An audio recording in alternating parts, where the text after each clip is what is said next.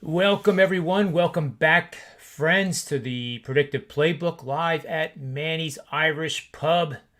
It's a little bit after 4:20 Eastern Standard Time, so this is the East Coast end of day edition where we exchange all our information that we have accumulated with sports betting wisdom and come up with some best bets that you guys can share with and tail. So we've had a full day today, Mr. Vino. That's for hmm sure. I was on Wager Talk at 12:15, and the news from ESPN broke, and that certainly was that was very good to see. And I understand Kelly in Vegas will be staying on the Bet on It show with Marco and the Greek. hmm So that's cool too for football season. So it seems like a win-win there, and anybody that gets that opportunity, you gotta be happy for them for sure. But it kind of threw, not that it matters. It kind of, my segment was doing the Nets and the Dallas game, and then also sharing with the world how great these shows are. So I hope I got that across. I was talking pretty fast, probably faster than Joe Ranieri does when he's pissed off at one of my betting systems. Yeah. But I do have a card here. This is our menu. Can the Knicks find a way to keep Randall beyond the end of the season? Because there was an article, it's either in the Post or the Daily News, where it's going to cost them well over 100 million probably from what they're paying him now. So that's an interesting topic just to gloss over a little bit, and we can wait till Mr. Finn arrives too. hmm That would round it out a little bit. And I don't know if he's coming today or not. I think he's planning on it. I just don't know exactly when. So then we're going to do Brooklyn versus Dallas, both the over and the side. I actually have some opinions on. Pick two or three players. That's going to be Durant, Kyrie, Harden. And which two of the three would you, if you were the head coach, would you choose that would be the most optimal lineup, and then have the third one coming off the bench as the sixth man? Because I personally think that's a pretty good solution. And then a little bit about uh, why Steve Nash. That his coaching style is it's almost like watching Phil Jackson anymore. He lets him play through some of the most difficult times, and I'm just wondering how that's going to work in the playoffs, because if you don't call a timeout in the playoffs, you can't afford to drop behind by 20 points like they did against the Atlanta Hawks earlier this year, and also the Bucks. I believe was the second quarter deficit too. So we can touch upon that as well. And then, of course, which is the home team again? That's the NBA betting angle of the day. Um, then Arizona, Miami's the last. There's two baseball games yet to go. And I know we all like Lopez, but does he have enough tonight to win again over Arizona? And then we can tell everybody about the discounts and special promotions that we have going, just as a way of saying thank you to the audience. So, Rob, why don't we start with Brooklyn hmm and the Nets here?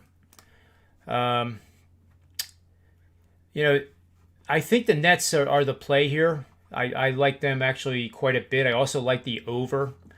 And I have this little chart here. I hope you can see it. Actually, that's the wrong one. That's the one from the other day. All right, so while I pull that together, I'll let you start breaking down the game, and then I'll show you what I came up with in terms from the database. Yeah, it's one we just covered pretty thoroughly with analysis on the Wager Talk NBA tip-off show. So, actually, John, on that show, for those watching who don't know, we cover four games chosen by the staff at Wager Talk. We cover four games thoroughly each and every day. And the end is a best bet segment, and for myself, much like what we do or what I do on this show, I make my best bets one game that we've talked about on the show. And the Nets, first half was the best bet that I used on Wager Talk NBA tip off. I'm with you on the Nets tonight. I like the Nets. I would not argue anybody who wants to bet them full game. I mean, personally, I have them full game. But Dallas 12-20 as a home point spread record this year. Not generally they're much better road team the last 2 years than home Hmm. team, and they're better in a road underdog role. We saw that the other night against Miami. We may have talked about that. I think we did talk about that on this particular show because I remember using the Miami Dallas over, and it did happen to go way over that night, even without Jimmy Butler. But in this particular instance, I found a couple things um, that tilted me towards the Nets, John. And one was Steve Nash in a couple of articles I read. While he's not showing, red alert sign of urgency, reading between the lines, Steve Nash sort of hinted that this is the time of the season. There's only 7 games left here where they have to start to pick things up a little bit as a unit, cohesiveness wise. He knows they don't have James Harden back, and when James Harden does come back, it'll be another implementation that they have to go and work together to solve. But at this point in time, I think that after the 2 games set against Milwaukee, where they lost them both, and they didn't get off to really good starts in either of those games. I expect them to come out and play really well from the outset here, from opening tip, which is why I played them first half as a best bet on this show. They're laying 1.5 points as opposed to the 3.5 they're laying for a game. I think they'll start quick. Dallas back home after the Miami game. The injuries, I think, hurt them here, John. They didn't hurt him the other night, but no Kristaps Porzingis, no Maxi Kleba. The other night they shot exceptionally well from the floor. It's not a trait of Dallas this year, a team which was number one in offensive efficiency last year, but it's not been a characteristic of theirs to shoot really well this particular season. And they went 53% from the floor and in the mid 40s from 3-point range in that game against Miami. So when you don't have Porzingis and you don't have Kleba, and your next best option is Tim Hardaway Jr., who's a solid option, but at some point they run out of options where the Nets really don't. I used a very elementary line on this show previously that just was Kevin Durant and Kyrie Irving, and I used the greater than sign, or greater than just Luka Doncic by himself, and I think that's what he's going to run into tonight. I really do. Yeah. The surrounding parts for the Nets, I figure, will play well. Joe Harris and company, the guys that can score. They're getting a little bit healthier too. Nicholas Claxton back last game. The Nets had some injury concerns in that second unit, but now they're back to pretty good health here, aside from Harden. When you do power ratings, you keep power ratings the way I do. They're not the be all end all. I mean, I don't make a power rating number and say, oh my God, the odds maker's 4 points different. I'm going to go play that game just off of a number. But it gives you a reason to investigate the game, right? A little bit more Yep. to see where the Absolutely. difference is. And in my case, yes, I feel like the Nets are overvalued somewhat. But my power ratings don't include the injuries. So I'm kind of a counter puncher that way, John. I like to see what they put up, and then I'll punch against that. If I think they've moved too far, then I'll bet accordingly. If I don't think they've moved enough, then I'll bet accordingly. In this case, the 2.5 3-point difference between my power rating and what we're staring at for a game number of 3.5. Do I think that 2.5 points or 3 points is worth the absence of Kleba and Porzingis? And I do. I think that it's probably worth a little more than that. So you have the Nets coming in my estimation. Now, I mean, they could come lay an egg, but in my estimation, they're going to come to play from the opening tip. It's one of the more important games they have left on their schedule. I think they have the Denver Nuggets, and the rest of it's fairly easy. So a couple of playoff teams here that they're going to test themselves against. I think they'll come with urgency. I think they've got the better 1 through 9 rotation here by far. I don't know that Luka can do this all by himself. KD and Kyrie have been amazing together. So for me, it was Nets, both ends. I like first half. I like full game. I too am with you on the total. And I'll say this from a totals perspective real quick, and then I'll let you go with the chart. But Dallas and again, I'm being repetitive here, but not the same people watch this show every single day. But It's true. Dallas, about 9 games ago, Rick Carlisle made the commitment where he said, our team needs to play with more pace. He just was a little tired of seeing Luka come down the floor, four guys go underneath, run that 1-4 set, pound the dribble until there's 8 seconds left on the clock, and then either make a shot for himself or make a shot for his teammates. So I think that game was against Detroit, and that game, the final score was 127 to 117. And since then, if you chart Dallas's final scores, they're 6-3 to the over. Their offensive point production has gone up since that game. And if you're going to use an up-tempo system, or at least higher tempo than what you've been using all season long against the Nets, who we know love to run, I just don't think Dallas does it as good as Brooklyn does. And I don't think I'm going out on a limb there. I think, you ask 100 people, they'll tell you up tempo, we'd rather have the Nets than the Mavericks. So that's why I like total. I think that the Nets can find their way to 125, maybe even a little more. And Dallas, 115. That firmly puts us over the number here. When I got it, John, earlier this morning, and I'll have to look at it now to see where it's moved to. I had 234.5 when I played it personally.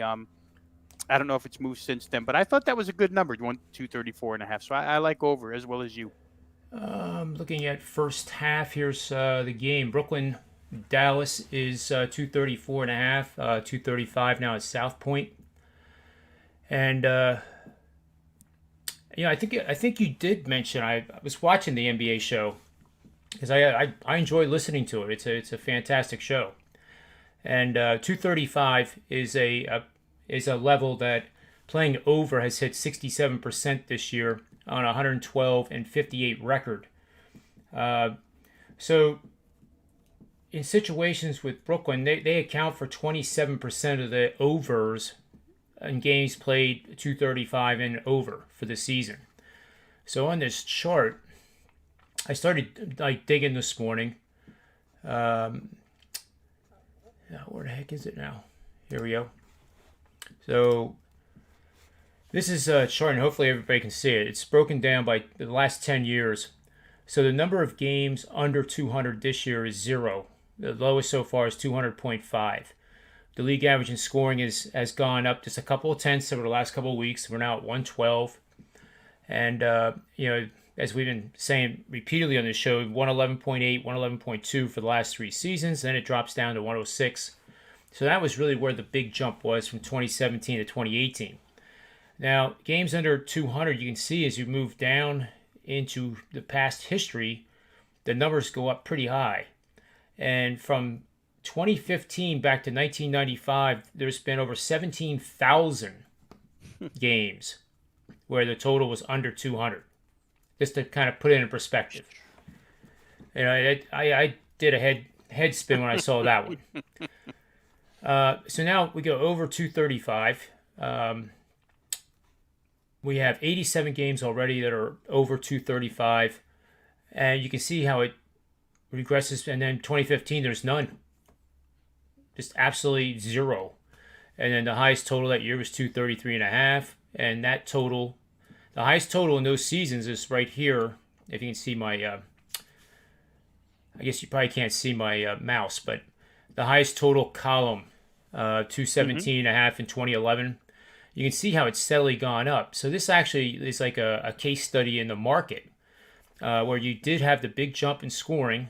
But along the way here, I think Golden State was the one that probably was the first team that accounts for the scoring that we're getting now. Right. But the ranges from high to low of the total, so you take the max total for the season, the minimum total for the season, and you come up with these numbers. And look how consistent it is. 46, 47.5, 46.5, 46. There's an outlier there in 2016 of 60, 53.5, 47.5, 53.5, 52.5. I mean, it's pretty darn consistent. But what I found really interesting is when there has been an uptick in scoring and the number of totals over 235 has been going up, the range in the playoffs has actually narrowed. There's a lot less games this is what I'm going to predict. There's going to be a very few games of 240 and higher in the playoffs based on history, and that history is going back 25 years. So in whatever the range was for that given season, the playoff range is almost always now more narrow and more slanted towards the lower end. So I thought that was pretty interesting to see how this all has come about, because you feel like this year like they're scoring more than ever before, and they technically are. The average total is 224, and then we have this. Now this is home teams and over 235 points. As I said, the record is 112 and 56, but that accounts for a game actually having two teams that did the over. So if I sort these by team, you're going to have twice as many as you would normally. So in 2020, there is 84 games, well, 87 games counting the push, that occurred with a total of 235 or higher. And then you can see historically, again, it goes down and down and down. So with that said, the Nets account for 27% of these games in 2020. The implied score tonight is a 119 to 115 Nets win, give or take a half point. And the Nets are incredible when they score more than 115 points in a game. So this is kind of my edition of the Wager Talk today, with unlimited time. Not that that's a bad thing. Just Right. numbers are interesting to me. So that supports the over, and then the under. I'm not the over, and then the side on the Nets. There's a system that it's hitting 73% the last 5 seasons. So it's a good opportunity to probably play the Nets minus the points, as you said, with the first half, and then over the total. And I agree with you. I think they're going to come tonight and really play hard. Dallas has, like you said, Denver coming up. They're really kind of locked in that 5th spot, if I remember the standings correct. And the Nets are 2 games behind the Sixers. Yeah, where Brooklyn's concerned, I'm of the opinion that unlike Milwaukee and Philadelphia, they really don't care where they play. I think the Sixers definitely want to be on their home floor. I think Milwaukee would love to get to the 2 spot. So in case they end up in a 2-3 matchup with Brooklyn, they have 4 games at home. They just played the Nets in Milwaukee twice, right, and beat them both times. So I think there's a little bit of confidence between the ears stuff there for Milwaukee. But Brooklyn, I don't think it matters. For Dallas, they are in the 5 slot right now, and they're tied with the Lakers. They hold a tiebreaker advantage over the Lakers. So for Dallas, it's interesting, John. Those are the 2 teams within the last 3 weeks that have whined and complained about the play-in system, right? And they never complained until they hit 7th place, and then all of a sudden it was a big deal when they were caught up in it. Right now they sit 5-6, Dallas 5 because of the tiebreaker, but they have the same exact record. They both play tonight. It'll be interesting, in football. A lot of times when the last couple weeks of the season, those of us who have bet games for a long, long time, there can be a 1:00 game that has playoff implications, and I'm talking East Coast time now, playoff implications for a 4:00 game. And sometimes we'll bet it that way. If the team playing at 4 sees the team at 1 won the game, then, that means they have to win, so we'll bet them. The same could be here. Dallas plays early.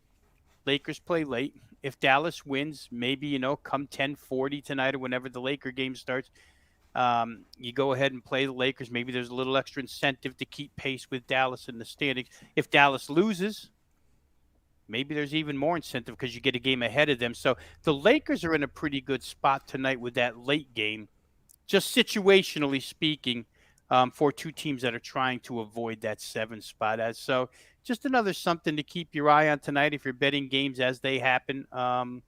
Lakers, they'll be able to scoreboard watch what Dallas does tonight. Yeah, that's a good point, because that game will be just about over by the time they're tipping to start at 10 o'clock Eastern Standard. They could. I don't know what the TNT doubleheader is tonight, John, but it could be that that is the doubleheader. Dallas, It Brooklyn, is. Lakers, Clippers. See, so they'll definitely know the result because they won't start the game unless the Nets happen to go overtime with Dallas. They won't start that second game until the first one's over. So again, just a situational thing that we keep our eyes on more often in football than we do in Yeah. basketball. But it's certainly worth watching here tonight. The Lakers, no LeBron, but a team that wants to stay out of that 7 spot in the worst way. So I am looking at the standings here. We have the Sixers lead by 2 Mm-hmm. games over the Nets, 3 over the Bucks, and then a big gap to the Knicks, who have been scorching hot until their loss last night.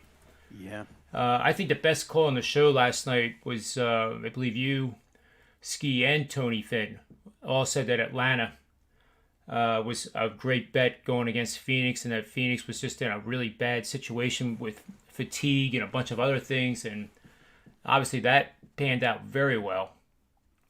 Yeah, we saw it second half, right, John? I mean, first halftime was 67-65, a 2-point game.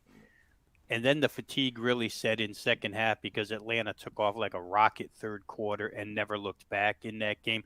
I believe when we went around the horn, best bets wise, Ross Benjamin was on that game as well. I Yeah. can remember being behind those guys and wanting to talk about that game, but everybody else had already talked about it, so we all climbed aboard. But yeah, it was just one of those, again, situational deals, and the Hawks have had it happen for them. It's fallen in their lap twice this week. They played Portland the night after Portland was involved in an overtime game on the road, and they beat Portland. And they caught Phoenix the night after Phoenix was in an overtime game on the road. We know about that 20-4 overtime period, right, that Phoenix was involved in a couple of nights back. So some of these teams really are stumbling into good fortune, and I'll throw the 76ers in that mix because the shambles that the teams they've played are in, they're not good teams to begin with. They've had a soft schedule, but they're playing teams that are decimated. I mean, Houston last night, 2 more guys on the injury. Houston had 7 bodies in that game last night. So Philly's hitting teams at a great time. And I guess all's fair, right, John? Because when Philadelphia played Milwaukee, they were the banged up team, and they lost back-to-back games because all they had was Joel Embiid. They didn't have Seth Curry. Didn't have Ben Simmons. He was ill for maybe a 4-game stretch. So they certainly, they went from first place or number 1 seed down a couple notches. And, of course, the people in Philadelphia panicked. Oh, my God, they're not going to be the number 1 seed. But it's come full circle now because they're playing some teams that are really, really banged up. And give them credit. I mean, I played them last night, first half, -8.5, and they did me right. It's the second straight game where I thought, you know what? If you're Doc Rivers, you have to go out, destroy the team in the first half, and rest your guys. And they've been able to do that. They've done the right thing. So credit to Philly, who now sits in the driver's seat. And I don't think they're going to lose that number 1 seed, John. I think they're going to earn it because, 66 games played, so 6 left. And they're not difficult by any stretch. So if they do the right thing, they're going to be the number 1 seed here in the East. Yeah, I think it's obviously theirs to lose. The Nets have a much more difficult schedule. I'm not sure what the Bucks have, but they're 3 out with less than 10 to go now. Right. It's hard to overcome that. So that'll be good for Philly. So I forget who the Sixers play tomorrow night, but that'll be for tomorrow night's show. See here real quick. Clearly if Brooklyn loses tonight, that just about puts the Sixers as the number 1 seed. Yeah, they've got a home game here with the Pelicans tomorrow night. Zion and company. And them and the Sacramento Kings are not out of it. The Pelicans are knocking on the door, actually, but the Kings, I think, have won, what is it? 4 in a row. 5 in a row, 4 in a row? Without 4. their best players. Yeah. I mean, they're 8 games under 500, but they're only 2.5 behind the San Antonio Spurs, who have lost 5 straight games. So I guess that last slot, at number 10, can go to one of 3 teams. Golden State's safely in. And just to add to our point real quick here about the 76ers stumbling into good luck, it just so happens that tomorrow night, starting small forward Brandon Ingram for the Pelicans is doubtful as we speak. So Wow. they'll be down one of their premier scorers for that game. Again, one that they have to take advantage of if you're Philadelphia. But the play in, John, really has created the interest and generated the interest and generated the urgency from teams that otherwise would be tanking that the NBA wanted it to. So for all the complaining by Luka Doncic and Mark Cuban and LeBron James and whoever else, it's actually worked out the way the NBA wanted it to, and they voted it in. So I don't know what all the complaints are about, really. I see the Sixers actually have an early line here of Mm-hmm. 8.5 and a total of 228.5 for the Pelicans tomorrow night. Well, And yeah, with Ingram out, that seems pretty fair, pretty good market pricing right there. But the beauty of the whole thing now is that everybody was complaining that why is Simmons not playing, but now they're able to play against these teams that are just decimated and mm-hmm. rest. They're not going to be rusty. It's not like Harden is going to be out probably till the playoffs because he wants to take care of the body. That's been published. But whereas the Sixers, that continuity is what the Nets are missing. And if Embiid plays 20, 23 minutes every game that they have left, it's going to feel like he's rested. It's not going to be those long 33, 35, and even more minutes, which is that load. And I So I think guess, real quick, John, I didn't mean to cut you off, but I no, that's guess, right. if we go through this string of 6 straight wins that the Sixers have had, and we're both in agreement here that, the thing to do is win these games in the first half and be able to keep everybody 25, 26 minutes or less. The one game in that mix, the San Antonio game, where San Antonio didn't play 4 starters, and yet Philly was dragged to overtime. At the time of that game, I'm thinking to myself, why in the world are they playing around with this team and why are they making this thing so hard? But, there's times when coaches don't want the last 10 games of the year to all be blowouts. Let's get ourselves involved in something that's close and win it.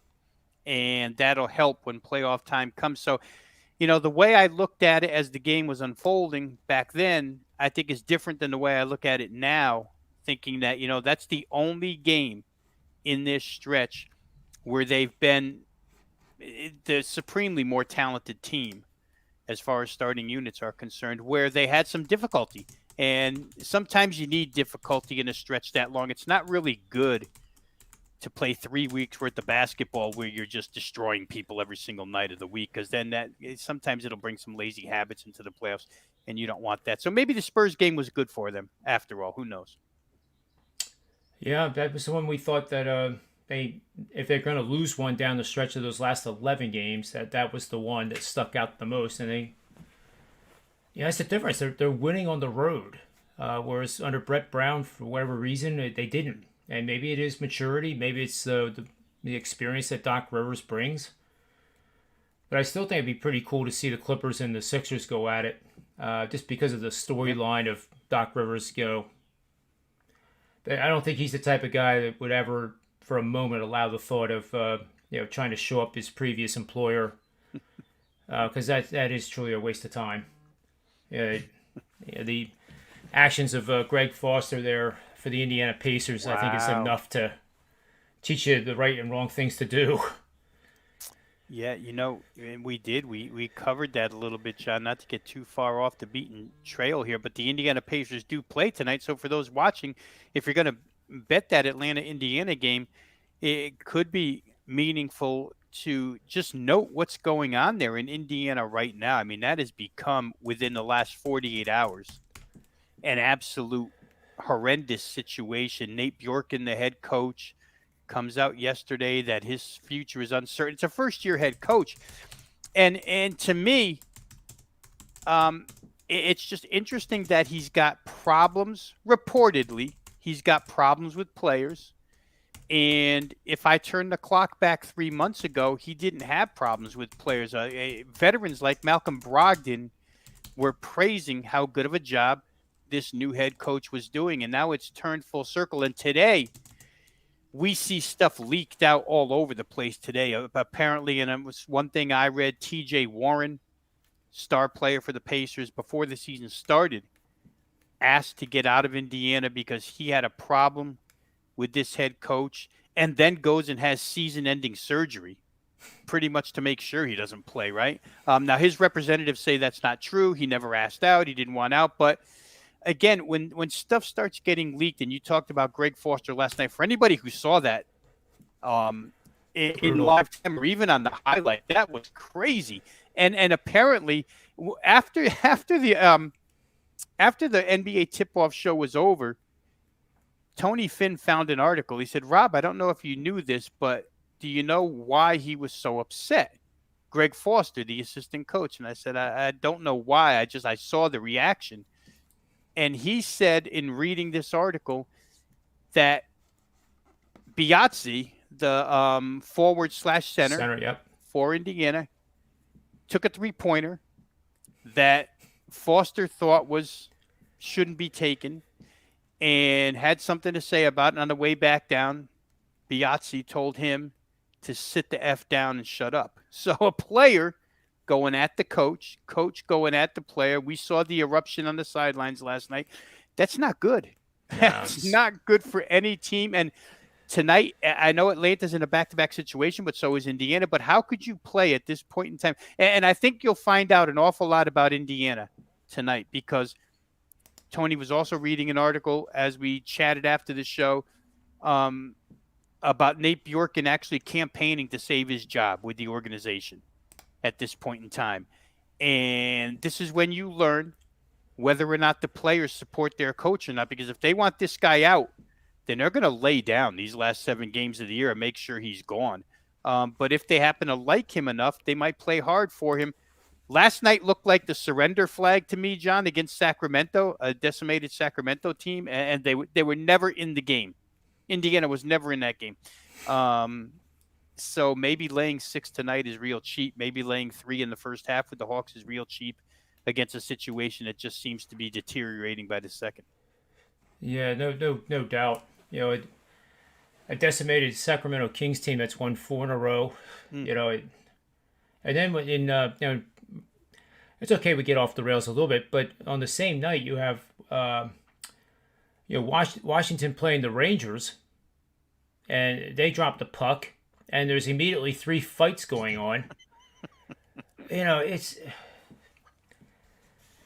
guess it's probably good that hockey is the only sport that permits fighting, and it's not a 30-day suspension. I mean, if you did that in baseball, the games would last 5 hours. Yeah, that would. It's just bizarre behavior. I mean, I know Foster said publicly, "Well, I'm a young coach and I lost my cool." But there's times in your life that you can't recover from what has been said, or what has been seen, or anything of the kind that even remotely approached what we saw last night. In that, I mean, that was just inexcusable. I mean, you just don't lose your cool like that. I guess it's easy for us to say sitting here, Right. I mean, but he got suspended for it. He won't be on the bench tonight. Indiana took that action and suspended him. And I can't tell if the frustration level, I don't know how close they are as a staff, John, but a lot of times the assistant, in support of the head coach who's floundering right now, will try and take a stance with his team of toughness and whatnot. And maybe that's what he was doing in support of Nate Bjorken last night, because Bjorken doesn't speak up. I don't know, but you're right.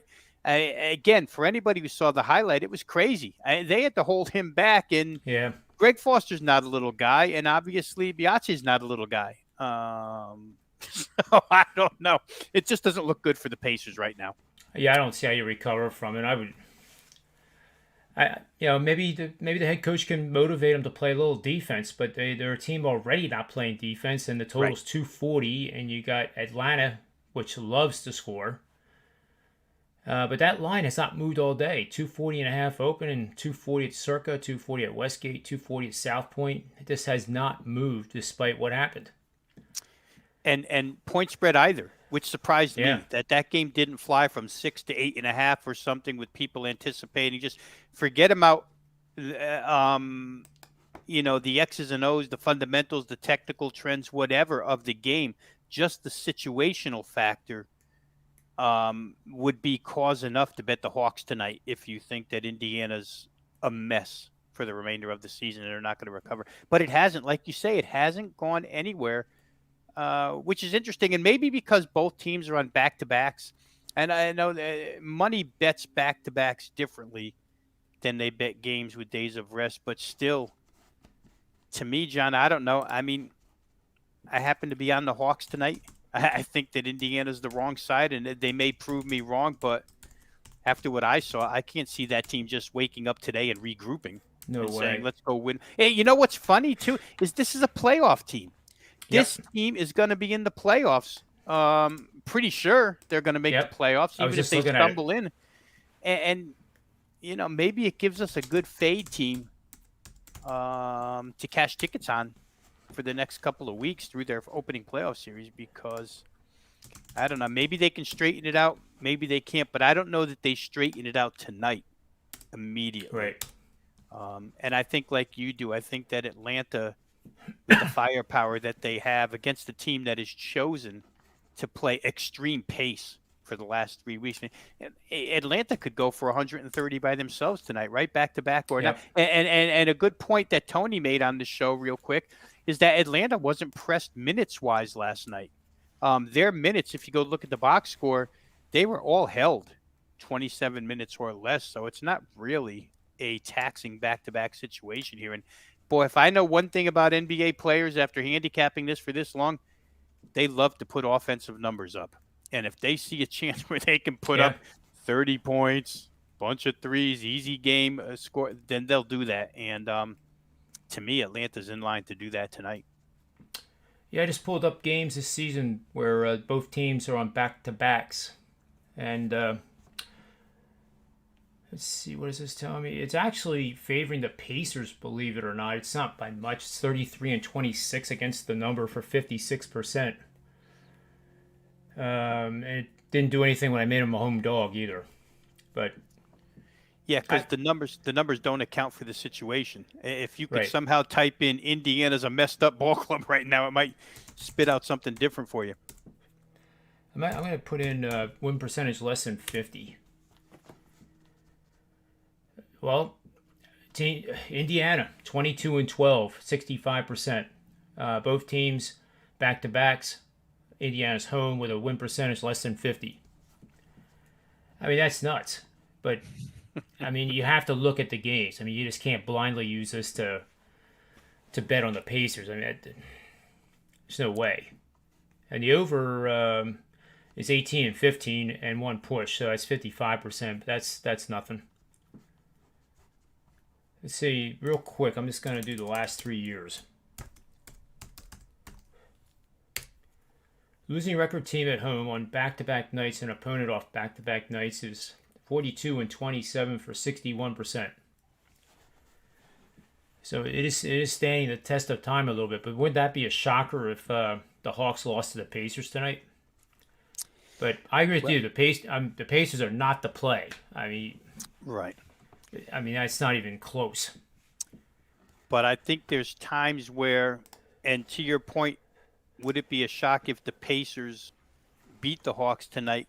I think there's times where you're willing to lose a bet to learn something, because I think if you lose that bet, if you have the Hawks and you lose that bet, then you learn that Indiana's not going to go down without a fight, which can help you down the road. But I know the man to my left, right, wherever he is now, doesn't see it that way and kind of sees it through the same lens that we see. No, Atlanta should disagree. be a steal tonight. I agree with you. We don't learn, really. I don't learn unless I've forced the lesson upon myself. Typically, it's from losses or overlooking something, or simply just making a bad decision, be it in baseball or in life or in basketball. And I've always been known as that guy that my mom used to always say, then there's Tony, and he has to put his hand on that stove like 5 times until he realizes it's hot. I can do it better this time. No. So, Reminds me of that book in my childhood, the engine that could. yeah, that's another misnomer. I still blame my mom. I said, Mom used to tell me I could do anything I put my mind to, and you were wrong. Well, at I least you, can't do that. well, at Hey least you guys, put your real mind on quick, the. Go ahead. I like, and John, I think you pointed this out this morning on Twitter, with the John Means no hitter. Yes, there. And what a terrible way to lose a perfect game, right? You strike a guy out and it becomes a wild pitch, and you don't get the perfect game. But anyway, I think you're the one who pointed it out that he's from Kansas, and Walter Johnson also from Kansas. To which I thought right away, Tony Finn has got to know the Johnsons. He must have lived down the road from Walter Johnson, or there's got to I, be a story there, Tone. well, there is. There's been lots of, like Grogan, who you guys are very familiar with, Mm-hmm. Grogan, and he's from right down the road from me. He lived in a little town called Ottawa, which is about 20 miles south of Lawrence, which is about 20 miles. It's a burb of Kansas City, and lots more. My next door neighbor, or not my next door neighbor, but a couple of neighbors down the house was Gail Sayers had remarried, and there was a kid who was our age, and I know him pretty well, but it was Gail Sayers' stepson, and so I used to hang out in Sayers' his theater. He had a theater in his house. He had a nice home and on the golf course there in Lawrence. But what's amazing is every single movie was about Gail Sayers. It was everything. Every single piece of film was him scoring 6 touchdowns. All that stuff, which of course I was thrilled to watch. Mm-hmm. But even back then, and I'm talking about would have been 45 years ago. Even then, 45 years ago, Gail was using a cane because he was Wow. so crippled. Yeah, what a shame. Yep. What a shame. I'll say this to you two guys while I got you here. I brought it up, but I didn't jinx it. I think 6th inning, John Means had that no-hitter going, and I got some stares from people who were on Baltimore, but I didn't jinx it on you, so you Perfect did the right game. thing. Perfect game is if someone said, "Are you upset that you lost a perfect game?" I'd say, "Listen, even though they call it a perfect game, I was far from perfect. It just qualified." So That kid has been a tremendous. You guys are did, baseball did I guys, tell but you that John Means has been a I find. had 2 props on him yesterday? First off, I had Baltimore as a small dog.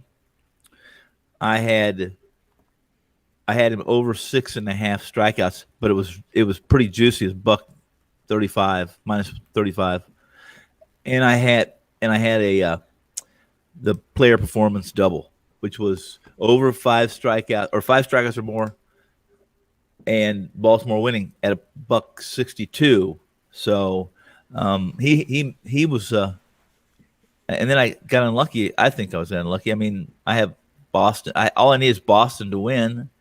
The Red Sox, and I got the under in that game. They score 5 runs in the 10th inning, and Boston doesn't win. But Boston completed a 14 parlay, and I had the under. So I ended up breaking even yesterday, but I was close to having a big, one of those big days. So it is what it is. Yeah, perfect games. They don't happen very often. It's so much easier to have a bad day than it is a good day. At least I remember them a lot. They're a lot easier to remember. Well, I'm gonna take the plunge here and share a story in my life. Okay. All right. So my son was a pretty good baseball player. He was, Rob would know the Philly Inquirer. They ranked the batting averages and all that stuff for all the high schools. So he was known as a hitter. And his senior year, he did bat 500. Now, granted, this is high school. It's not, even remotely close to single A. And he was a catcher, third base, left side of the infield. And occasionally they called upon him to pitch because he had a pretty good arm. And when he pitched, he had more of a likelihood of having more hit batters than earned runs allowed. So he could give up 2 earned runs and probably accidentally hit 3 batters. So with a kid like this, you would never think in a million years that a perfect game would unfold. But the funny part of it was that for whatever reason, the scorekeeper for my son's team was running late for the game. So the head coach knew me. He said, "Do you mind keeping score for an inning?" And I had the youngest boy with me, which at the time was too young to sit in the stands by himself. So he comes into the dugout with me. Ryan pitches the first inning. He comes in the dugout, and the youngest son says to him, "Hey, that's pretty good. You got a perfect game going." And believe me, when we went into the stands, he didn't say another word, let alone move. As the game kept going, it was starting to get that superstition. You just don't mention it. Right. Even when we saw no hitters at by the Phillies, we saw one by Josh Beckett. There's creative ways to say there's a no hitter. Like, hey, did you see on the scoreboard there under the H, it's 0, and I think you can get away with that with the baseball gods without jinxing it. But man, the first one I saw at Philly, there was actually 2 nuns in our row, but this guy sitting in front of us, that it was the only time in my life I thought about wringing somebody's neck. And from the 6th inning on, he kept saying, "Oh my God, has anybody seen a no-hitter? I haven't. Boy, this would be something if this happened." And finally, I just kind of politely said, "Can you not say that word anymore until it's over?" But that's my little take. These guys Good stories. I like stories, and I strongly. Well, I always give a preface. I typically throw some stuff into the stories that really didn't happen because it makes the story better. That's why. Else my wife will say, "That's not exactly." I know. I don't. But I'm making the story better. Shut up. Yeah, there was. I didn't really embellish the high school moment, but there was 2 moments where it was the same kid too. Different times through the lineup. Fifth inning, and I guess it would have been the 2nd. Hit bombs and were caught right against the fence. I mean, the left fielder. If the field would have been 335 instead of 338 at that point, it would have not been a perfect game. But perfect games are like a team effort. A no-hitter, it seems like that would be more credit to the pitcher. I told you. I think you guys. I told you I would. I was witnessed a perfect game. And to this day, I don't realize what you don't realize. I saw that no-hitter. It was a perfect game, and the fact that it was it was the last day of the regular season in '94. Bobby Witt for the Angels in Old Arlington Stadium. In Arlington. If you think about the number of games that have been played in Major League Baseball in the history, and the number of not just no hitters, but the number of, not just perfect games, but the number of no hitters. I think at that time, and I don't quote me on this, and I'm not saying I'm correct. I'm guessing.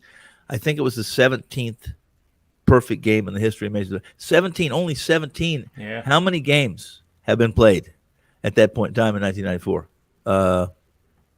A couple. Well over 100,000. Yeah.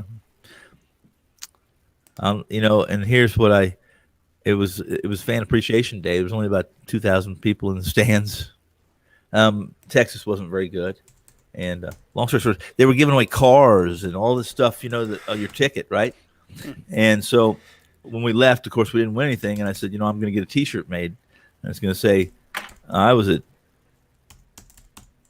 the Arlington Stadium last game, and all the Rangers gave me was a perfect game. What are those T-shirts? My mom went such. All she brought me back was a T-shirt. Mm-hmm. I never did have it. Obviously, I didn't never have that shirt made, but I every day Every time we talk about that, or I talk about it, and I don't talk about it much, other than with guys that we're talking baseball. And even then, I don't talk about it. But I appreciate it more and more. It's something that, like I said, I've been to an awful lot of baseball games, guys, and never have I gotten a foul ball ever. But Really? I have a perfect game. Yeah. Yeah, a few foul balls. Busby, listen, saw Steve Busby threw 2 no hitters consecutive years. Then he had, of course, that same injury that now they have TJS, and back then Busby was a guy I really liked. He was one of my kind of one of my heroes when I was in junior high school. So a lot of those kind of guys, when you have your baseball team where you might talk to somebody, or we might talk to someone that's our age and is a big baseball fan. We'll mention who some of our favorite players were, and say, I don't even know who that guy is. Well, of course you don't. You guys probably don't. I mean, you might remember Freddie Patek, but nobody hit fly balls to the warning track better than Freddie Patek. That's what. And 5'4" shortstop. Little guy, yeah. Yeah. Little guy. But there was those were fun times. Even when Vida Blue and Willie Wilson and at that time the catcher Porter, they were all pretty heavily involved with Quaaludes and cocaine. Those guys all got busted for the cocaine, and Porter went to rehab. Why? Quaaludes. True.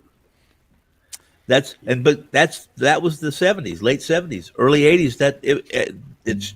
It was crazy, just insane. And that was Vida Blue's end of his career, obviously. But Willie Mays Aikens. You remember Willie's Mays Aikens, right? Do we know what happened to Willie Mays Aikens? He did.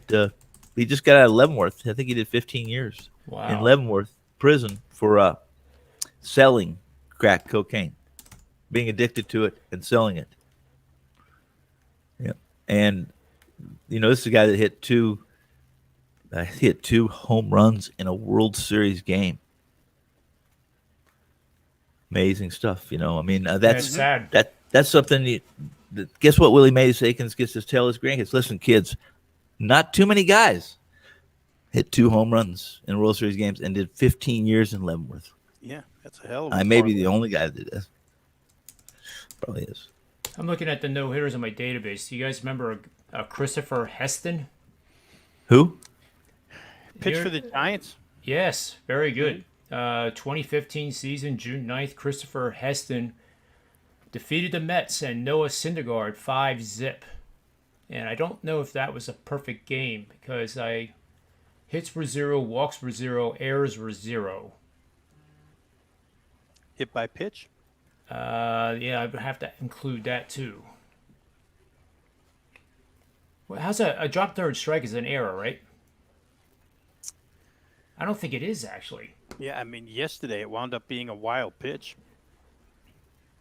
Can you imagine striking a guy out on a wild pitch and losing your perfect Here's game? something on my earpiece here. Yeah, I don't have. Yeah, that's exactly what it was. Yeah. It's not an error, it's a wild pitch. So you can have no walks, no errors, no hits, and it's not a perfect game. That's nuts. But anyway, that name, I have no idea who Christopher Heston is. He was a righty. That's correct, too. Not around all that long, but yeah. Yeah, he was an underdog, plus 110 against Noah Syndergaard. So he had to be pretty good if Noah Syndergaard was involved. Mm-hmm. Yeah, it's interesting. They're all like minus 110, 15, 35, 17. John Means was a 108 dog. Matt Cain was minus 200. He's the only significant favorite in the last, this goes back to 2004 season. That's nuts. Yeah, Matt Cain. How about Nuts. Hideo Nomo throwing one in Coors Field? That's crazy. Yeah, it is. 1995, 96, or 97 or something back then. What what games have you guys talked about? Some NBA? Did you talk about Yeah, some we did NBA? the We did Brooklyn and Dallas. What do you want to talk about, Tone? Hey, let Well, me I'm trying. congratulate you real quick here. Let me congratulate you for Me? being the only guy smart enough to play the Braves under last night. Although, I'll say this, you played it for all the wrong reasons, but you cashed your ticket. And here's my thought to that is, what was the wrong reasons? That Fetty was any good. Well, here's the beautiful thing about totals in baseball. And that is, you can be wrong about one pitcher and still catching under. I still think Fetty wasn't perfect yesterday. However, when Ross was discussing, I didn't interrupt him, but when Ross was discussing Fried, Fried didn't have arm issues. He had strained a hamstring running the bases. He still was able to throw this whole time. He wasn't throwing hard, but he was throwing while he was on the IL. So, and while he had been bad early in the season, I had a feeling from what I read and what guys told me from Atlanta. They said, he was not, his motion wasn't quite right. He wasn't in sync. His release point was off, and so he was losing some velocity and command. And he said during that the IL stint, in truth, he said, did him some good because he was able to work on making sure that he got in sync with his landing foot, and his arm and his release. And he pitched pretty well. Pitched much better than he did. Let's put it that way. Early in the season. That's proactive towards Fried. Yeah. I think, to Ross's point yesterday, I think he was trying to say it's hard to guess when Fried will throw that first good game. And he did throw 5 good innings yesterday. So maybe we could take from that that Max Fried got straightened out, and next time through we can maybe we'll get some type of a cheaper price on Max. I'm not sure because he's Max Fried, but maybe we get a better price. Well, last year I did a show with I was on the first pitch, and was with Matt and with Kogan. And we were talking, and they were talking about Fried. They were talking about Atlanta, and it was a game that Fried was pitching early in the season. It was an April game, and maybe May. But they started talking Fried with this, that, and I said, "Well, listen, Fried's the best left-hander in baseball." And they said, "What?" I said, "Name me one left-hander that's better than Fried." At that point in time, and here to their credit, both of them said, "You know what? I can't think of it." I wanted to say Kershaw, but he was injured at the time. And Fried has a lot of the same metrics that Kershaw had at it is prime, and that is the RPMs, the rotations. Fried has elite rotations, and he's still pretty young, so he's a guy that also, which is unusual. Left-handers,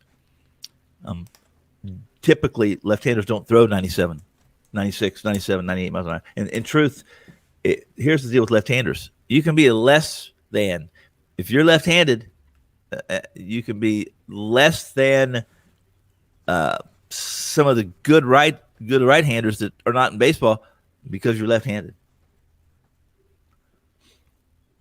The aberration, or I guess 20% of males are left-handed. I think I read something, but there's 36 or 38% of the pitchers in Major League Baseball are left-handed. So that means that there's your edge. Right. If you have sons, make them be left-handed. I mean, think about it. When you're a kid and you're coming up through Little League and Babe Ruth or whatever in high school, how many lefties do you really see? No, not many. You don't see a lot of lefties. I tried to pinch. I still did. I did pinch hit. I found hitting left-handed personally for me, I was much more smooth. It was much smoother and much easier. The technical part of it was much easier. Now, the problem I had the same problem right-handed. I couldn't hit a curveball. Could not hit one. I mean, I could, but not with any exit velocity. Serrano in Major League had that same problem. Yeah, yes, he did. Yes, he did. But here's the problem: he could run, he could catch, he could steal bases, he could throw, and he could hit better right-handed with one hand than I could on my best day in wiffle ball. So there you go. And he could lean on voodoo and witchcraft. Man, he could. Just like what was the character in Major League? That's him, right? Yeah. Yeah. So that's the Serrano you're talking about? Yeah, Well, I thought you were Serrano. talking about never mind then. Because now I know what you're saying. Huh? I thought I said Serrano in Major You did. League. I mean, that implies the movie. You did, right? but you know what here's what I thought. I wasn't thinking of Major League. You know who I was thinking about? Was an ex-Yankee that had some problems with a curveball. Rick Cerrone? Not Rick Cerrone. Not Rick Cerrone. No, Soriano? Alfonso Soriano. This one was that's who it this is. one was Yep. Dominican. Yes. Or maybe There you go. That's he immediately couldn't when hit you a said that, I thought that's who I thought of. See, Yeah. no, the guy in Major League, he was a big guy. Soriano wasn't. And I like that movie. I still like that scene where they, the bunting scene. That it's classic. It's a classic scene. If you're a baseball guy at all, it's a classic. Yep. Yeah. I've run that play a few times in my coaching career with kids Yeah. of the age of 14 to 18. Yeah. Usually against a Long Island team that has a really, it's all about me type of coach. Oh. And yeah, Perfect time to do it. we had a coach that was pretty ruthless. Now, he was a good guy, but when it came to as soon as you step in not between the chalk lines, but as soon as you stepped on the field, everything was fair. And there was a lot of kids that were at that age, big kids that they used as pitchers because they threw hard, but they weren't the most athletic or they weren't gifted or coordinated quite yet. They were still 13, 14, 15, right? We would bunt. All 9 guys, we would bunt against the pitcher, and we would kill them. And the other coaches would get so mad. It's like, why? Let's play and the coach say, we are playing baseball. And I'm taking advantage of what I believe to be an advantage for us. Hey. Yeah. Yeah. After a while, in that game, I'll never forget that the kid, he started throwing at he'd been embarrassed enough. And so he started kind of, and so the other coach was smart enough to take him out of the game, but we had some pretty heated games as a young man, and umpires were not. They had to have bodyguards. Some of these umpires, I'm telling you, it was rough. It was rough. Poor guys. I mean, we had parents. One, I'll never forget this, guys. This is truth. This is honest to God, true story. That at the end of one game, a couple guys got called strikes that weren't even close, and the parents started going after the umpire. Oh. Baseball was serious business. Yeah. And how old were these kids? We were 13 and 14. No, that's a good example. Yeah, well, no, Those good role yeah, models. yeah, no, yeah. Now it was politically incorrect nowadays, but back then, no. I mean, I have friends whose dads, after they got out of school, their dads they wanted to live intervention through this kids. Some of them had to go with their dad and work out for 2 hours on baseball drills. The 2 hours. I mean, that's what their dads were doing. Serious stuff, right? Yeah, that's daddy ball for sure. Yeah. And some of them became really good baseball players. Several of them played college baseball. None of them ever made. Only Steve Jeltz, and Steve Jeltz worked out a day in his life. He was just naturally a great athlete, strong, and could hit. In Legion, he didn't hit any balls to the warning track. When he hit a fly ball, it left the complex. And what's ironic there is, and then he couldn't hit $2 barely in Major League Baseball. It brings back memories, Tony. We were fortunate to be on a national travel team, which sounds like that's really toxic. Yeah. It's called the Boys of Baseball. It was out of Alabama. The voice of the Auburn Tigers was basically the head coach of the teams that he would get. He would do clinics all over the country, and then he would hand select teams for the Cooperstown NATC event, which is by invitation. So it'd be 106 teams up there, and they're all just loaded. So the team that we were involved with had kids from 6 different states, and when you know it, no parental problems. They cheered for the other kids when they did well. Yeah. However, here locally, it was a nightmare. Yeah. I if I had $1 for every time a dad or a mom came up to me, even during a game, and said, "You think my kid's D1?" and I would say, "Well, he's 11. He sure loves the game." Oh my God! That's better than in my group. The parents wouldn't say anything about D1. They would say, "Listen, my kid's pitching, or I'm gonna hit you in your mouth." That kind of stuff. Well, I learned this from. I'm exaggerating, but Yeah. Yeah. I learned one important rule as a coach that anybody that cares to listen can use, because it's pretty easy. And I learned it from the Boys of Baseball. You have one meeting before the first practice with the parents alone, away from the kids. Yeah. And you lay down the rules. And one of the rules is that I'll be available to talk to you at any time that I'm available to help your son improve, batting, fielding, whatever. But you're not going to call me and ask me why your son's not playing shortstop and why he's not batting third. Right. And then after that, it never happened. Right. Well, and I think that's pretty proactive. That's pretty intelligent. I think that's. Well, I learned it from somebody else. I didn't want to come across as even remotely intelligent, Tony. Well, but if these coaches it would takes do some it, intelligence to not have to put your hand on the stove 5 times like me. Okay. Even the teams at the Arsenal and Voorhees that Rob knows about, I would roll the lineup. So if the 6th batter in the lineup made the last out, the 7th batter got to be leadoff in the next game. I never lost a game because of that. Never. Right. And it kept everybody happy. Yeah. Especially the players. Right. I wanted to pitch. Always wanted to pitch, and my coach and I just only asked him once. And I learned that was all I should ever ask or suggest. And when I finally got to pitch once, I threw a 1-hitter in one of the postseason games, and he said, and he called me over and he said, maybe I should have listened to you, but here's the problem. Now you made me look bad, kid, and now I'm pissed at you because I pitched so well. All the parents now are saying, why didn't you do this a long time ago? So it was a no win. It's no win for the kids, and I threw pretty hard, but I threw a knuckle curve that was wicked. The problem is you never know where the knuckle curve was going. Never. That's the best pitch in baseball for a young kid to throw. Yep.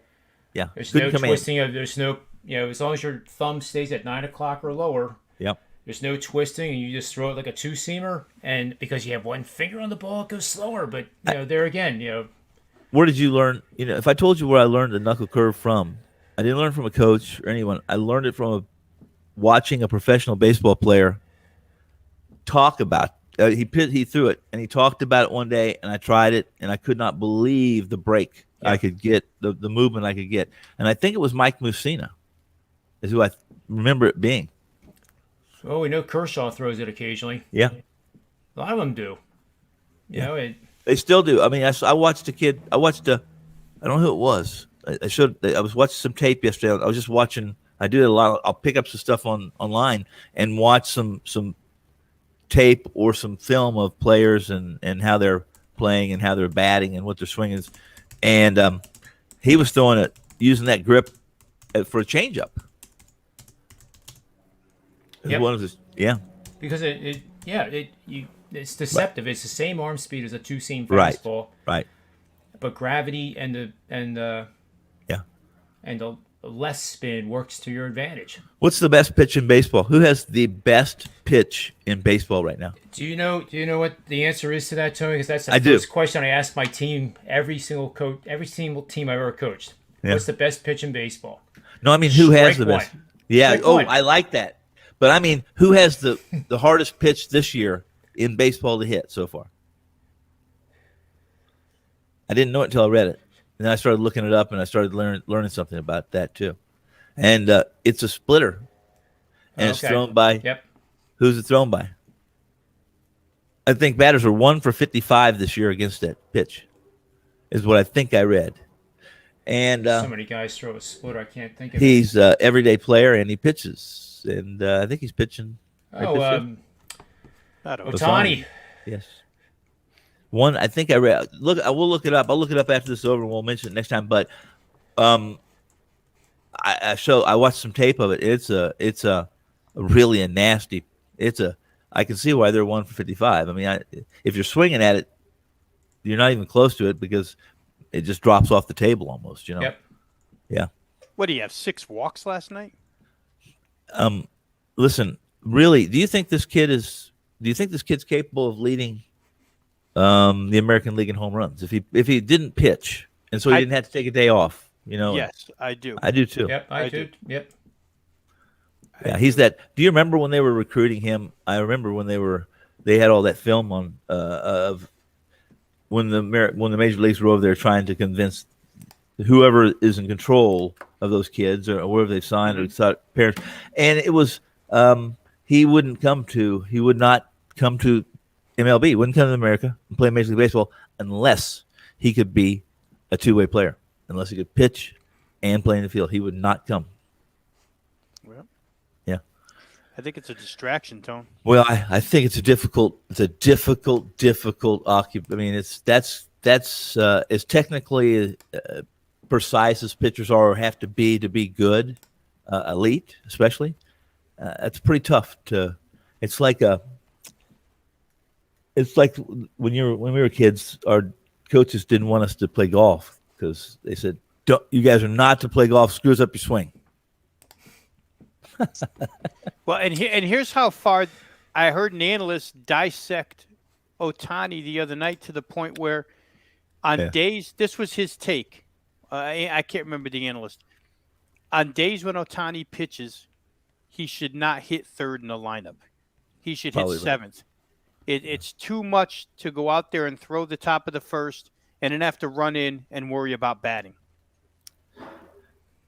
I don't know, but that's. I would bet him ninth. Did you see where Tony La Russa admitted he doesn't know the rules? Every day it's something with Tony La Russa. Right. That's just a horrible hire. I have no idea. Again, I know it's Jerry Krause, and maybe they're good buddies. But Tony La Russa was working in the front office. I think this was Tony La Russa saying, "I can do a better job than these guys that are doing for this. Let me get down there for a couple of years and tutor someone, mentor them." I mean, his stop before that a couple of years ago was Arizona, and they kicked him the hell out of there. I mean, it was Dave Stewart and that whole group, and they brought in Mike Hazen from the Red Sox, and they're slowly but surely becoming better for it. Yep. But come on. This guy, that's too good of a team, a young ball club. Wow. They're talented, man. Wow. I mean, injuries have hurt them, right? Luis Robert gets hurt the other day, and injuries have hurt them. I get it, but you need. I didn't think Tony could screw it up. I mean, I really, that was one of my videos, one of the shows we did for preseason. I was pimping the White Sox over season totals, win the AL Central. In fact, I didn't think it would be even close. I really didn't. I had Minnesota under in totals and thought Cleveland had given up with Lindor that the pitching could carry only so far. I'm not certain. I'm quite certain I was wrong. because Tony can screw this up. Trying his best early. Yeah. I mean, you Yeah, got it's not good. Minnesota not doing anything yet, and I mean, eventually Minnesota's going to heat up. I don't know if they won today or not, but They, I think, when they 2 years ago when they kind of were over what I considered overachieved, they couldn't go anywhere last year and this year, but down regression. Even if this couldn't go anywhere, but backwards, and I Mahita, the free agent signings, it's much like Ryu. I didn't think that was a very good move. I don't think anytime you come from the National League to the American League that I don't think it's a good move. If I'm a National League pitcher and I get to throw the pitchers, I'm not coming to the American League, right? I'm not coming. Makes sense. Yeah, Common sense. right. I'm not going. No. I'm not going. Yeah. I mean, it's significant. That out is so significant, and that's why pitchers that can hit carry some value. Otani.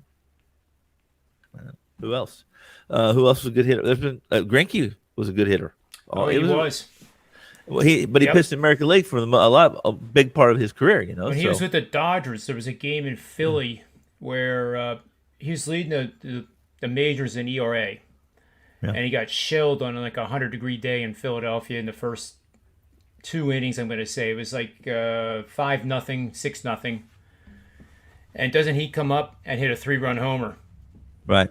And had the emotion, and he was pumping his fist to the dugout. And needless to say, the Dodgers won that game. It ended up being like 11-10, but they did win it. Greinke's I find him amazing. I find him really interesting. Yep. I remember covering him. I know you guys have talked about that. He took a year off baseball because he was socially he had some issues, awkward, Yep. Anxiety issues. Mhm. And long story short is when teams draft, if they have any questions about a player, a lot of the draft teams call Greinke. That kind of an IQ, that kind of a baseball, kind of a mind, and it's great. A very good athlete. Obviously, he's a good athlete. If you can hit like that, I think it's a bomb too. I'll never forget it. hitting is some people think it's just a ball and a stick, but I think the three of us know how difficult it is to hit a baseball that's coming at 100 miles an hour. One coming at you at 90, 89, that's what we faced at the top level I played at. It's tough to hit. And an 85-mile-an-hour curveball coming at my head, I bailed every time. Bailed. That's why you got to guess or pick something Well, to lay off there's- of. And in the blink of an eye, the time you have to decide. I'll give you guys two really good hitting pitchers, at least that I thought were really good hitting pitchers, maybe about 15, let's say 10, 15 years ago. The dude for the Cubs, Carlos Zambrano, Yes. Yep. and the Left-hander. guy who pitched for the Astros and the Braves, Mike Hampton. Mike Hampton could hit Yes.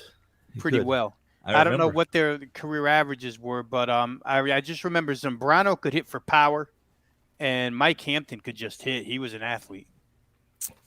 Well, in this day and age, too, college are they still? I assume they are. I don't watch any college anymore. I don't pay any attention to it. But the aluminum bat was always. I had an issue with the aluminum bat, Yep. And how I always wondered, and I've asked a few guys in interviews. None of them ever said anything. It was not a problem at all. The transition from aluminum to wood, when they went from college to the minor leagues, all of them said in. No big deal. But it would just seem to me that it would be a difficult transition. But maybe not. I guess hitting's hitting. I know this, and if you're strong enough to like a splinter, a aluminum bat, then you're probably a guy that I don't want to be pitching to. How about the guy that's pitching a little later? Who do you like in this Arizona-Miami game? Bumgarner can hit the ball too. You can. I'll tell you this. I really like. Listen, if you can get Miami, if you can get it, their staff pretty much is a quality staff. Their best pitcher may be injured. We all know that. Right. However, if the opponent's throwing a lefty at Miami, they're much better against left-handers than they are right-handers. And you have a guy like Lopez, who I think is, if he's playing for the Dodgers, he's probably 4-0 with the 2.3 or 2.4 ERA he has right now. Right. And pretty good little pitcher. And Madison Bumgarner, I wouldn't sleep on Madison either. The last two, while the no-hitter was a 7-inning game, and his last game, I think, was it against Colorado? Who was the last start? I can't remember now, but he was pretty good in that too. I wouldn't sleep on him to say those were aberrations, because he's a pretty smart guy too. Yeah, he's got 3 straight. I think 3 straight wins now. You wonder. I think we talked about him a little bit, the 3 of us on this show, but you wonder if he can reinvent himself, because the velocity is not what it was. But he's got enough pitches and he's got enough smarts to be able to get major league hitters out. So it's funny how lefties seem to be able to reinvent themselves a lot easier than righties can. But I'm looking right here at some numbers real quick, Tone. 1.06 ERA in his last 17 innings and a 0.47 WHIP. 18 Ks in those 17 innings. Probably stands out a little more. Here's the one thing I mentioned. Someone, it wasn't us, but I was on an ESPN affiliate, and we were talking about it, and that's why I remember this. And that was, I said, please, while I wouldn't sleep on Madison, I would approach with caution, because the 3 wins came against Washington, Atlanta, and Colorado, and Atlanta can't hit left-handers. Period. Right. They're, horrendous last year, and it has not changed. Washington, number 2 against left-hander. However, I did some research. I listed all the I went through the box scores. I want to know who all the left-handers that Washington had been facing. Outside of a couple, maybe 2, they were average or less left-handers. Okay, less pitching. So that's where those pure or those surface statistics without any meat. If I don't have meat with those statistics, it doesn't mean much. And so Bumgarner he won, I think it was 5-2 against Washington. I think he only gave up 2 hits in 5 innings. Threw the no-hitter against Atlanta in 7 innings, which I don't want to discount that. It was Atlanta, and they're hitting 170, I think, against left-handers this year. And 350 at-bats, guys. That's significant. Yep. And then Colorado, if you can get Colorado outside of Coors, I think they're a blind fade. I mentioned that with Luke Casey.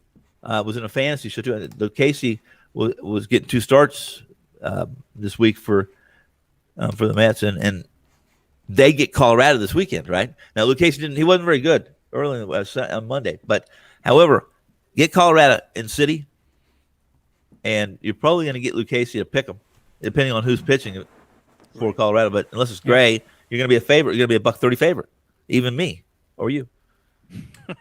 Well, it's close to game time for the Marlins. This is why I had a 4-unit play on the Marlins, and I wrote, Arizona starting pitcher Bumgarner has reinvented himself, but now it's getting more predictable, knowing he's throwing 37% four-seam fastball, 37% cutter, and the rest are a curve. He will not throw that many curves to right-handed batters, given that he's left-handed, since the ball breaks into the wheelhouse of the right-handed batters. So then the right-handed batters can sit on his four-seamer or the cutter. His fastball is 90 max, and the cutter is 86, not much difference. So batters are still able to get the barrel on the ball, even if they guess wrong. Yeah. Hey, and you're right. Both of you guys have said one of the things about reinventing yourself, sometimes most of these baseball players, major league, professional athletes, have a large ego. That's a big part of what drives them to be who they are. The practice and the work that it takes to put into it. That pitcher has to kind of let go of his ego a little bit. If you can't throw 100 anymore, and you can only throw 90, then you have to reinvent yourself. So that takes some sacrifice and some compromise and some discipline that I think a lot of players, including maybe me, wouldn't have. I'm pretty stubborn about how I do some things, and people will say, well, Tony, you don't have to do it that way anymore. You can do it this way. And I say, I don't want to do it that way. You know, maybe I do, but I'm just being stubborn. So Yeah, Clayton Kershaw, talk about reinvent. reinventing multiple times.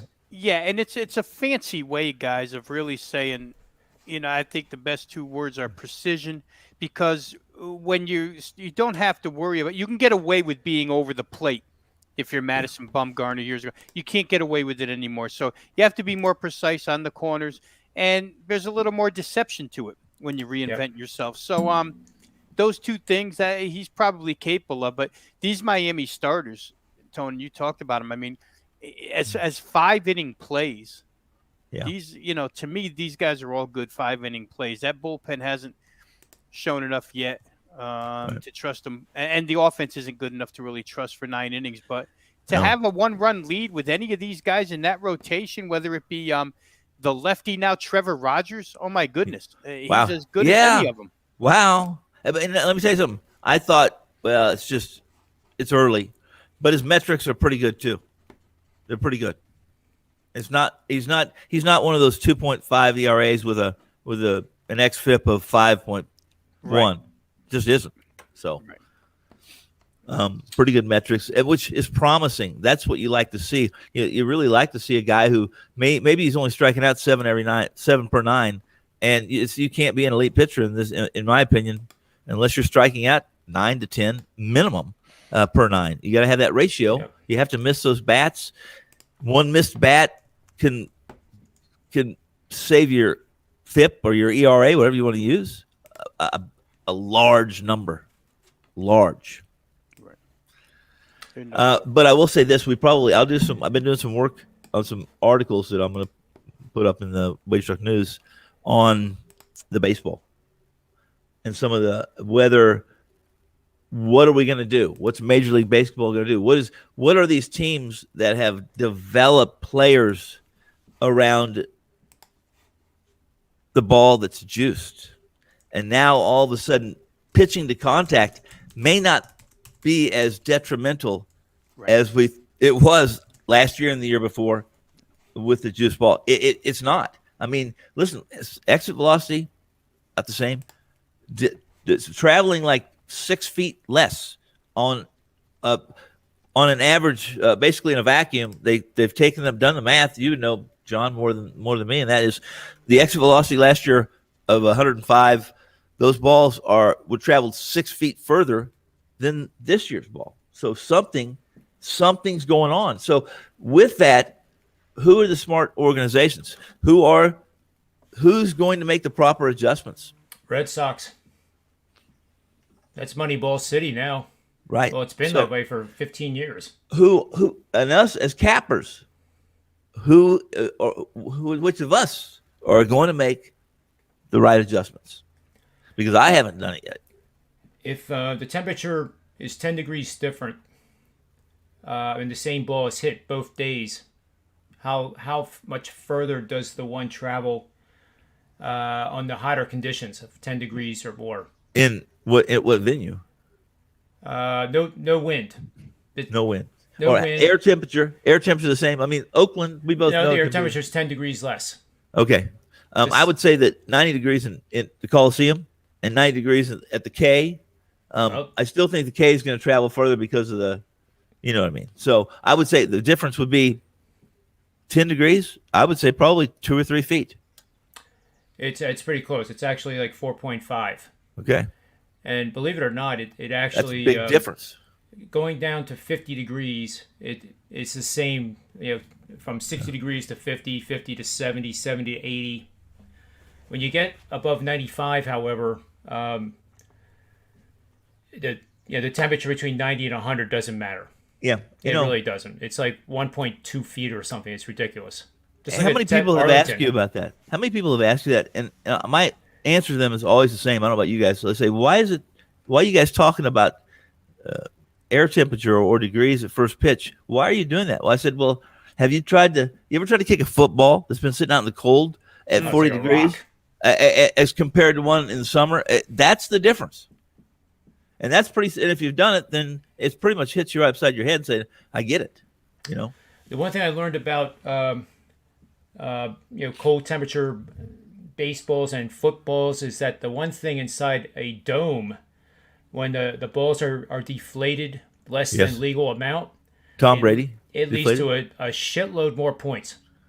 Yeah. See, Tom Brady deflated so he can get that little hand around Yeah, the buffalo. yeah, Yeah, I believe that. yeah. But that was that's why I thought that they were the only team in the history of sports that cheated. And then you enlightened me No. that it's rampant. Well, it's if you're not cheating, you're not trying. They all cheat.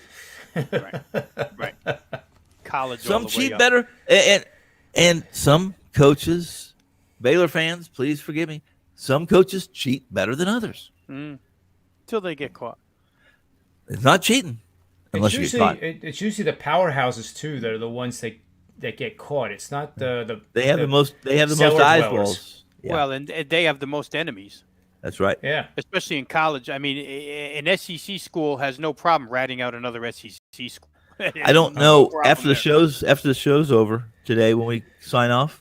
I'll discuss. We don't. I don't want to talk about it yet and get all the exact figures of the metrics on it, and then I'll share it with the audience too. But until I don't want to be wrong about this, I'll share it. But don't go away. I'll share some interesting news with you guys.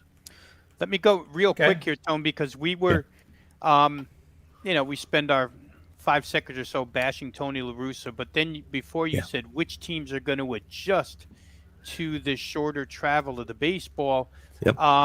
it just happened to be watching that Reds White Sox game yesterday that went nothing into the 10th inning, right? Uh-huh. The one where La Russa forgot the rule. But they pointed out on that show that the White Sox have the best on-base percentage in the American League, and they've hit the least home runs, which Yeah. I don't know that they've consciously made the decision to be a contact hitting team and an on-base percentage team. But to your point, if the ball's not going to fly out of the yard, which team's going to make the adjustment to score runs in a different way? Maybe the White Sox have. I have to see another month or two out of them to see if those numbers hold up. But maybe And to your point, that's a good point. Here's the deal. And what hitters are going to listen, I'm not going to be afraid to, or pitchers, I mean, which pitchers going to be, I'm not going to be afraid to catch a little more of the plate because the ones that nitpick sometimes because they're concerned about their velocity and their movement. Which pitcher's going to say, okay, I'm challenging them. It's ball's not traveling, so they're going to walk less, guys. Makes a difference. makes a difference. Yes. Oh, they're outscoring their opponents by 36 runs, so must be doing something right. But they're Right, 16 and right. 13, but that'll pay It's off. a big deal. Big deal. I agree. Yeah, I I guess don't know for if it the, was organizational decision or not, but if it was an organizational decision, then good for them. Yeah, Yes. I agree. Yes. That's Well, when we and talk about that's- that launch angle crap. Yeah, this is something that we have to. I all the time. We're always looking for little edges. Well, Yep. I'll tell you right now that I've missed on some totals that I was just wrong about, and now that I'm seeing some of the numbers and some of the stats, I need to rethink some things. Yep. You know. Let me ask you this real quick, guys. Now that Toronto's going to move to Buffalo, I haven't done it yet. Have you guys checked out the Buffalo Stadium? Do we know Is the the same- dimensions? Do we know what Is it it's the gonna same be? one as last year?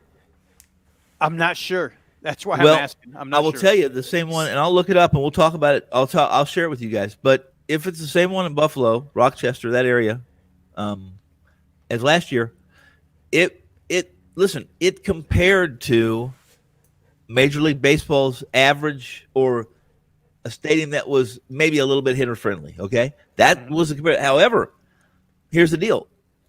All of a sudden, they were playing there, and Toronto was knocking the crap out of the ball and scoring a bunch of runs. However, if you look at the opposing teams, it may have just been Toronto being a pretty good offense because the opposition weren't scoring many runs in that stadium. So, and all of a sudden they were saying, "No, listen, Major League Baseball is wrong. This is a hitter-friendly park."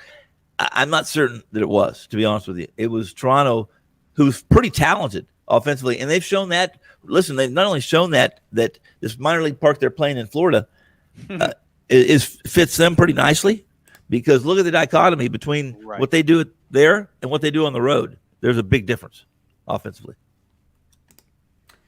So for the show recap, Yeah. and this is great. I just have a thing to do here at 6 Eastern Oh, yeah. Standard Time, but I think we have a best bet on the Brooklyn Nets for the show purposes. And then what else was there, Rob? Well, we talked a little bit about, what a mess that Indiana looks like right now. We talked about that in the NBA show. Atlanta was the pick there.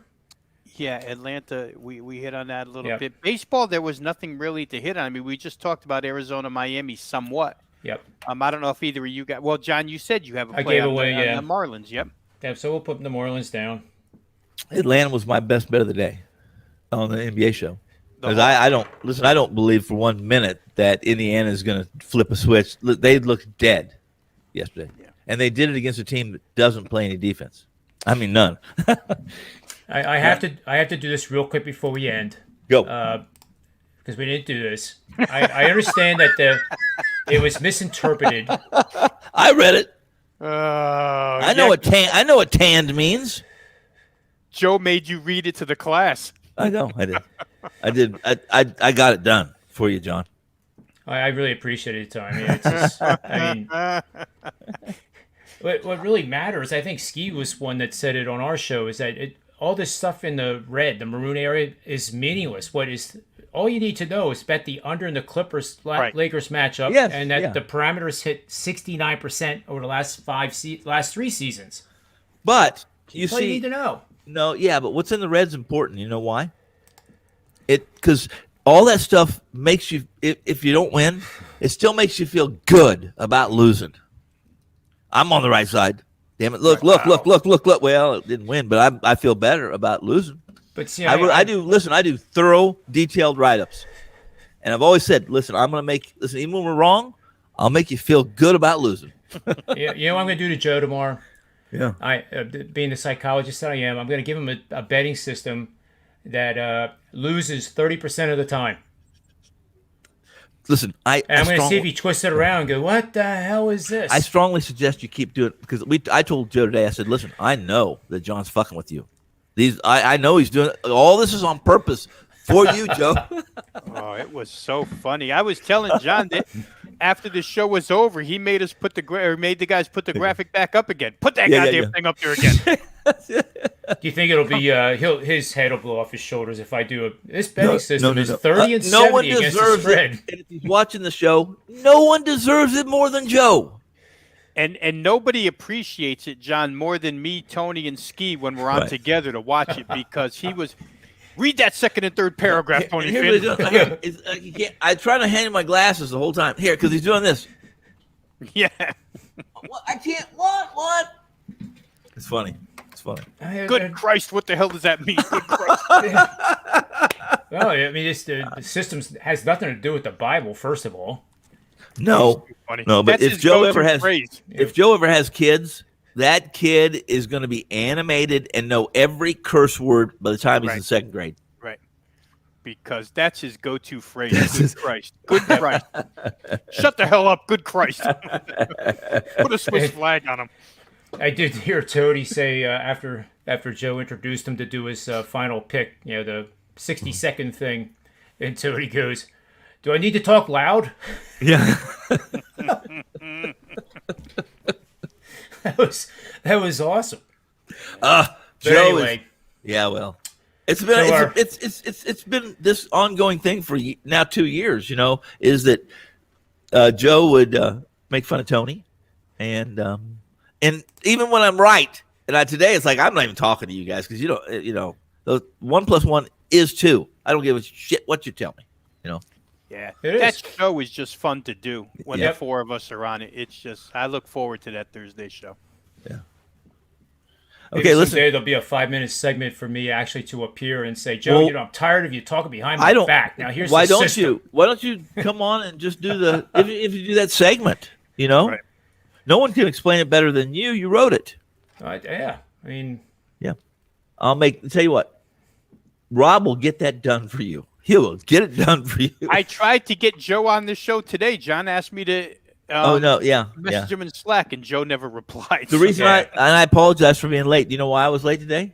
Because as soon as I finished the NBA show, I walked out to my garage studio, is what what they call it because my new studio is going to be there, garage studio, and there was Las Vegas Chris sitting in my lounge chair, smoking a cigar and looking and doing work on his tablet. And I said, I didn't even know you were here. He said, and it doesn't matter. None of those guys.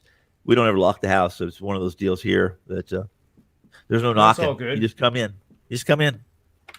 There's always someone home.